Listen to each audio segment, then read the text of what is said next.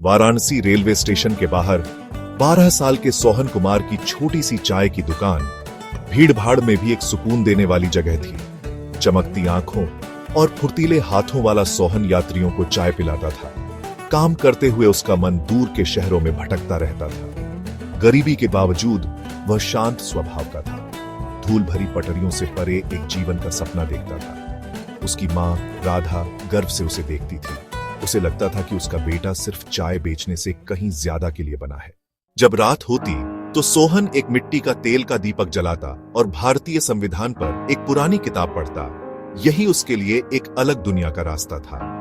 दूसरे लड़के उसे चिढ़ाते थे, लेकिन वह उनकी बातों पर ध्यान नहीं देता। अपने सपनों और अपनी माँ के हौसले से चिपका रहता था। राधा भले ही अनपढ़ थी, उसके बगल में बैठती और फुसफुसाती, तेरी किताबें तुझे वहां ले जाएंगी जहां मेरी झाड़ू कभी नहीं ले जा पाई। उसका विश्वास सोहन की उम्मीद जगाता था, जिससे दीपक की चमक हिम्मत की निशानी बन गई थी। सोहन की रात की पढ़ाई उसकी किस्मत के खिलाफ एक शांत बगावत बन गई थी।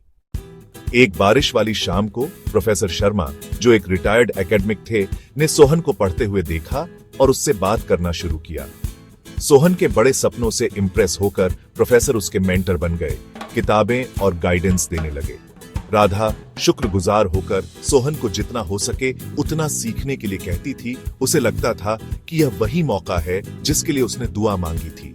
प्रोफेसर के सपोर्ट और अपनी मां के आशीर्वाद से सोहन की दुनिया स्टेशन से आगे बढ़ गई।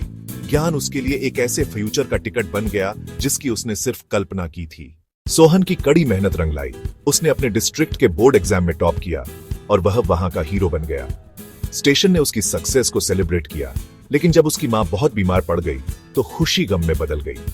उसकी कोशिशों के बावजूद राधा गुजर गई। सोहन को बहुत दुख हुआ, लेकिन वह डटा रहा। उसके आखिरी शब्द अपने सपने को कभी मत छोड़ना उसका मार्गदर्शक बन गए। अकेला लेकिन पक्का इरादा करके सोहन ने अपनी मां की याद को जिंदा रखने के लिए अपने सपनों को पूरा करने की कसम खाई। उसकी कुर्बानी उसके पक्के इरादे की नींव बन गई। सोहन की कहानी दिल्ली में एक एनजीओ तक पहुंची। उसे कॉलेज और यूपीएससी कोचिंग के लिए स्कॉलरशिप मिली। कैपिटल में उसे कड़ी कंपटीशन और सेल्फ डाउट का सामना करना पड़ा, लेकिन उसे अपनी मां के शब्द याद आए और वह आगे बढ़ता रहा। उसने लगातार पढ़ाई की, अपने जैसे बच्चों के लिए दुनिया बदलने की चाहत से प्रेरित था। यूपीएससी एग्जाम में 2 बार फेल हुआ, लेकिन हर हार ने उसे मजबूत बनाया। सोहन ने सीखा कि सक्सेस की असली चाबी प्रिविलेज नहीं बल्कि लगन है।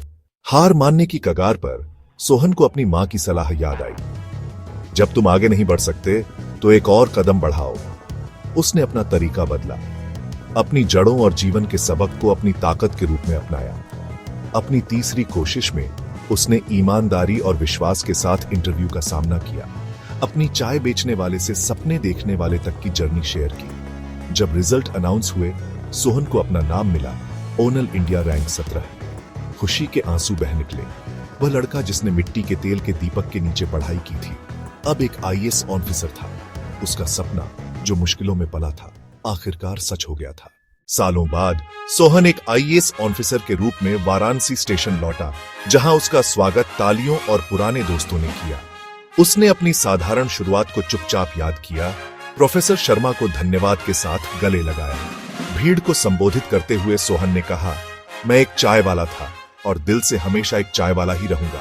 अब मैं चाय की बजाय न्याय की सेवा करता हूं। उसके शब्दों ने सभी को इंस्पायर किया, ये साबित करते हुए कि कोई भी सपना बहुत बड़ा नहीं होता और कोई भी काम बहुत छोटा नहीं होता।